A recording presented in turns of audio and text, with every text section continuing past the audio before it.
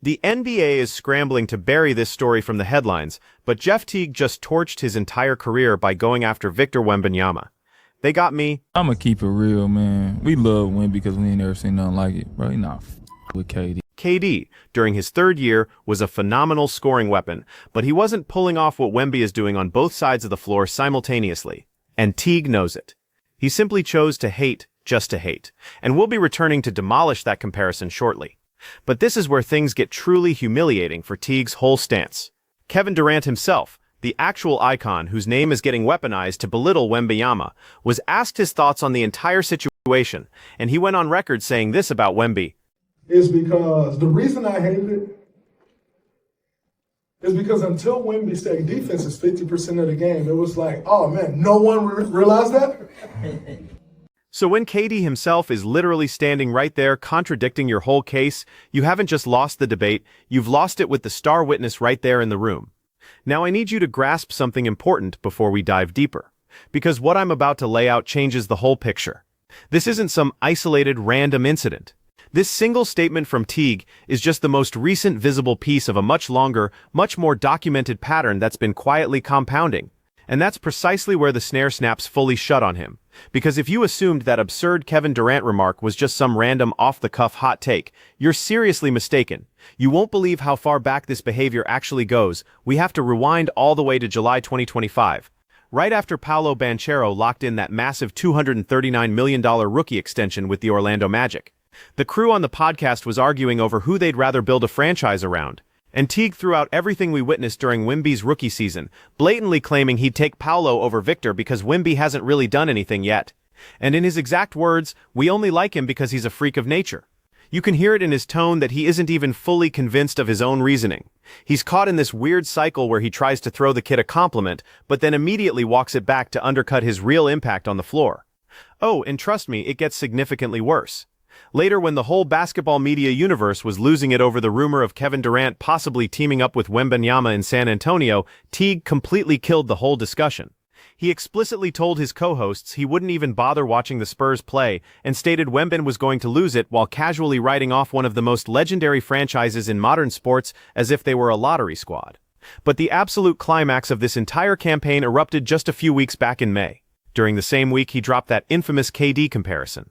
The Spurs were stuck in an absolute war during round 2 of the playoffs versus the Minnesota Timberwolves. A series where the Wolves were openly running an aggressive, ultra-physical scheme that Wembanyama himself described as an intentional, calculated plan to rage bait him. He's his own player person. He's going to create his own lane. He's much different than anybody who's ever played. And in Game 4, after taking shots and getting targeted across 3 full quarters, Wemby finally got hit with a highly questionable flagrant 2 call and got tossed from the contest.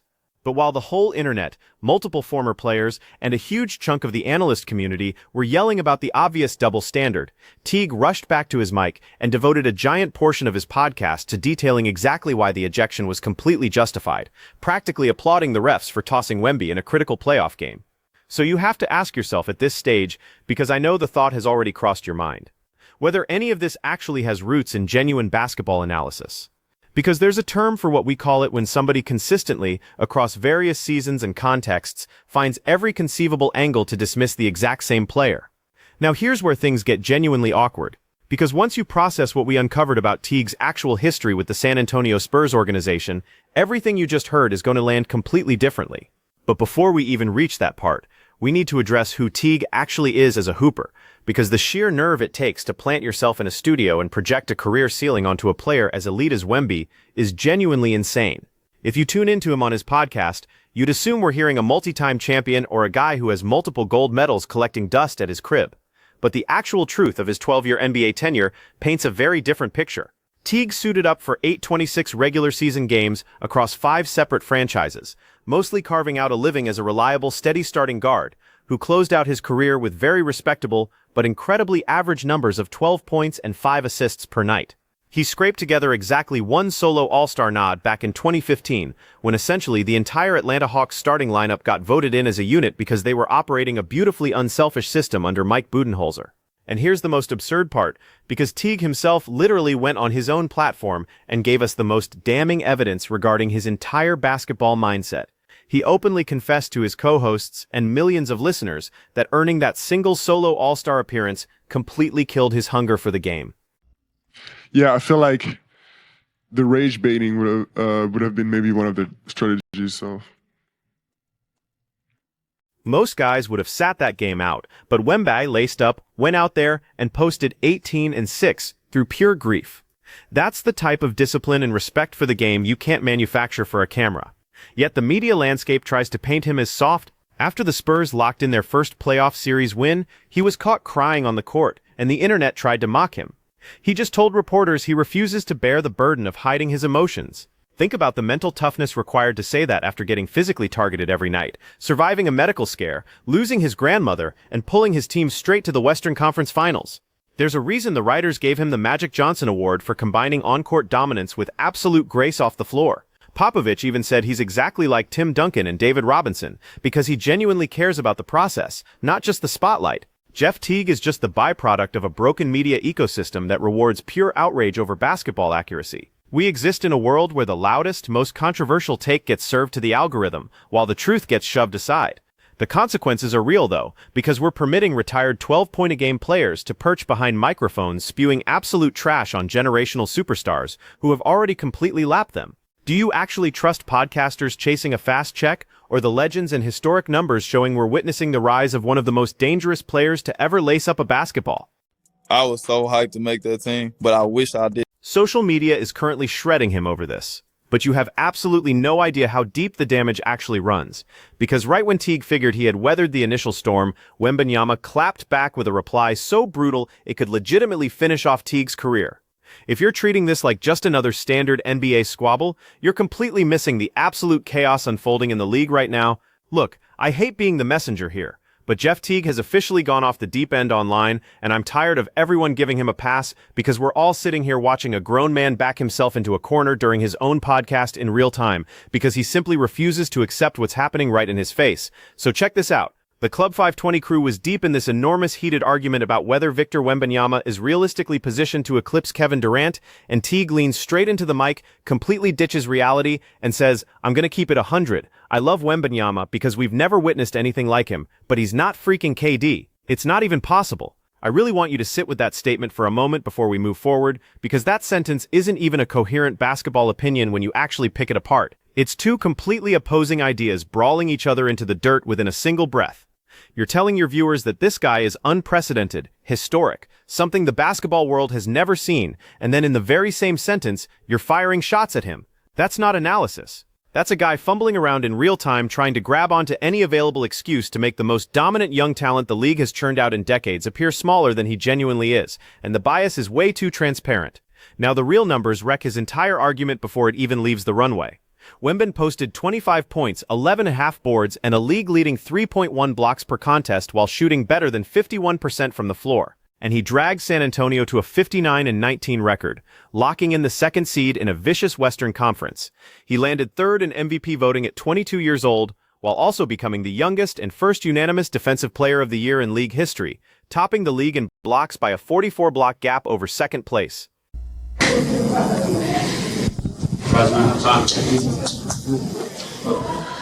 sorry, I lost somebody today.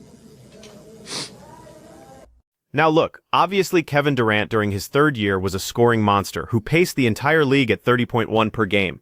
And I'm not acting like KD wasn't an absolute beast because he was. But what I take issue with is how Teague cherry-picked that one specific lane. The single category where Wemby trails slightly and completely acts like the defensive side of the floor doesn't even exist. He buries an entire half of the sport, as if defense isn't 50% of basketball. And Draymond Green had to step up and publicly address it. Make it. I'm saying that because I got comfortable. He essentially admitted that once he ticked that box, he felt like he had fully arrived, and his competitive fire just vanished into nothing. The dude literally acknowledged that one accolade across a 12-year career fully satisfied his entire appetite, and now he's perched behind a microphone trying to evaluate the drive, the hunger, and the ultimate competitive peak of Victor Wembanyama. The greatest part of this whole situation is that Wembanyama didn't even let him slide, and he delivered a clap back that completely demolished Teague's entire existence without even breaking a sweat. When reporters questioned Victor about the relentless wave of podcast chatter coming from Teague, according to league insiders and news outlets, he replied, if he had been a better player, he wouldn't need to sit on a podcast saying crazy things just to make money. But here's what genuinely frustrates me about where we've landed culturally, because the generation of players we came up watching would never have stooped to this. Did Magic Johnson require a podcast to drag Shaquille O'Neal when Shaq was 22? Did Isaiah Thomas hit the media circuit to fire shots at Kevin Garnett? Those guys competed, let the floor do the talking, and when the next wave came up, they either guided them or stepped aside. That era is fully extinct, and what took its place is an environment where a retired point guard who averaged 12 points per game gets handed the same platform as an all-time great, so long as he says something controversial enough.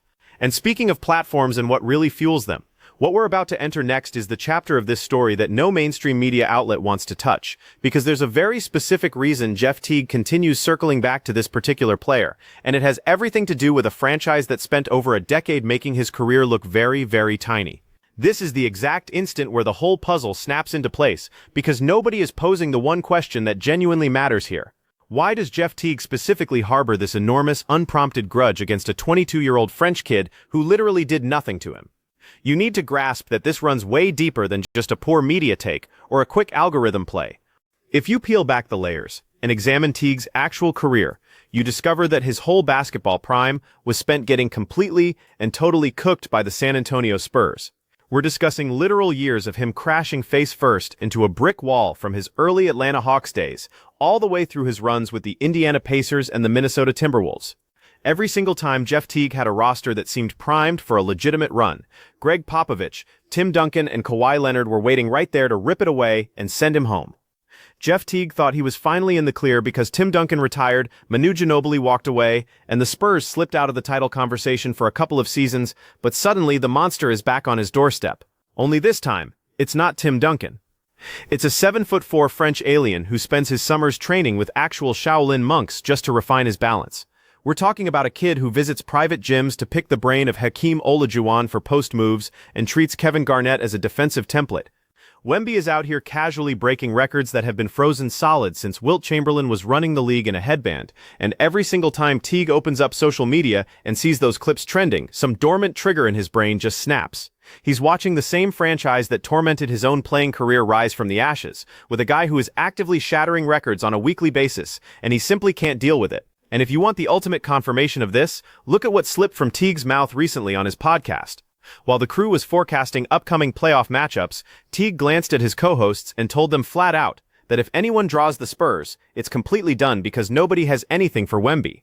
Think about how nuts that contradiction is when you stack it against his other commentary. This is the same guy who just attempted to tell us that Victor hasn't really done anything in this league, yet the moment it began looking like his takes were aging horribly, he slipped up and acknowledged that Wemby is untouchable. But as wild as it is watching him fully unravel on screen, the real numbers make this entire thing 10 times more brutal. Like once you stop worrying about Teague's hurt feelings and actually examine what's real, the stats are so embarrassing they completely expose these podcast guys and their clickbait schemes. Everyone wants to harp on Kevin Durant being one of the top 5 purest scorers, and honestly, nobody disputes that. The entire goal of this conversation isn't to act like Kevin Durant isn't one of the greatest scorers to ever pick up a basketball, because he absolutely is, and anyone telling you different is trolling. KD was a complete cheat code in his third year, putting up 30.1 points per game. By the time he hit 25, he already had 4 of those scoring titles sitting on his mantle, fully establishing himself as a legendary figure. But this is exactly where Jeff Teague's whole argument tumbles off a cliff, because he expects you to stare at KD's historic scoring totals and completely overlook what's happening on the opposite end. Wemby is out here casually rewriting the entire blueprint of what a player can even accomplish during his third year in the league. Like we're discussing a 22-year-old kid posting those kinds of numbers while pulling San Antonio to a ridiculous 59-19 record, which is literally the second best mark in the entire NBA. Back when KD was in his year 3, sure, he was a walking bucket, but he wasn't dominating the floor on both ends like this. KD wasn't anchoring a top 3 defense, he wasn't out here averaging more than 3 blocks a night, and he definitely wasn't taking home a unanimous Defensive Player of the Year trophy. Honestly, if you want to talk about venturing into uncharted territory, what Wemby just delivered in his very first conference finals appearance should be straight up illegal for someone his age. And if you really want to know how insane this is, throughout the entire history of the league, out of every single conference finals game ever contested, Only 6 players have ever delivered a 40-point 20-rebound clinic like you're talking about a list. That's literally just Wilt Chamberlain, Elgin Baylor, Kareem Abdul-Jabbar, Charles Barkley, Moses Malone, and now Victor Wembanyama. But it gets even crazier than that, because out of all those legendary Hall of Famers, only 2 actually accomplished it during their very first conference finals debut, just Wilt Chamberlain and Victor Wembanyama. That's the kind of ridiculous company this kid is keeping, while Jeff Teague is parked on a chair in a cozy studio trying to minimize his impact. Wemby isn't even attempting to be the next Kevin Durant. He's out here busy creating a brand new category of basketball player, which is exactly why KD himself told the media to drop those comparisons. And that brings us to the real comparison that nobody in the mainstream media actually has the guts to make right now. On defense, Wemby is already functioning at a level Kevin Durant didn't even come close to reaching until his late 20s, if he ever even got there at all. Sure, KD obviously has the edge when it comes to pure scoring, but you have to remember that Victor is literally 22 years old, and openly telling reporters he's only at about 15% of his actual ceiling. He's out here putting up literal Wilt Chamberlain numbers during the deepest stretches of the postseason, while he's still learning to process the NBA tempo. And that thought should genuinely terrify every single team in the league. But this whole situation just exposes a much larger, much more comedic problem with how these retired players approach the internet nowadays. Guys like Jeff Teague figured out a long time ago that in the modern clickbait era, throwing pure filth and hate at a superstar pays way better than just speaking the truth. If Teague parks himself behind his microphone and offers a sharp, measured take about how Victor is clearly tracking to be an all-time great, the clip probably pulls in, 10,000 views, and everyone just scrolls past with their day. But if he claims Wemby isn't messing with KD and hasn't really done anything in San Antonio, the algorithm completely devours it. The video pulls 10 million impressions, and the podcast checks just keep clearing. It's hate for profit, plain and straightforward, and Teague is fully willing to torch his own basketball credibility just to keep his name buzzing on your timeline. But you genuinely have to laugh at this point, because the second you think Teague might actually just be having a rough day, you realize he's completely trapped inside a contradiction wall of his own construction. Let's check out the actual timeline of his takes across the last few months, because it's straight comedy. Back in December, right? He was on his podcast saying it's safe to declare Jokic, Wemby, and Anthony Edwards are taking over the entire league. Safe take, totally standard, but fast forward to right now during the playoffs, and suddenly, he's saying that Wemby isn't messing with KD. He literally went from, this kid is taking over the league, to he's overrated too. If anyone plays the Spurs, it's done. They have nothing for him. Pick a side, bro. The funniest part is when he tries to claim Wemby hasn't really done anything yet. Like what? At 21, Victor already led the NBA in blocks, won Rookie of the Year unanimously, made all-defensive first team, became an all-star, and literally survived a massive blood clot scare that could have wrecked his whole career before it even kicked off. To stare at that resume and claim he hasn't done anything is pure brain rot. But what Teague doesn't realize is that the real basketball fans see straight through all of this noise because of who Victor truly is. Last December, just before the NBA Cup final, he discovered his grandmother, who was one of the closest people on earth to him, had just passed away in France.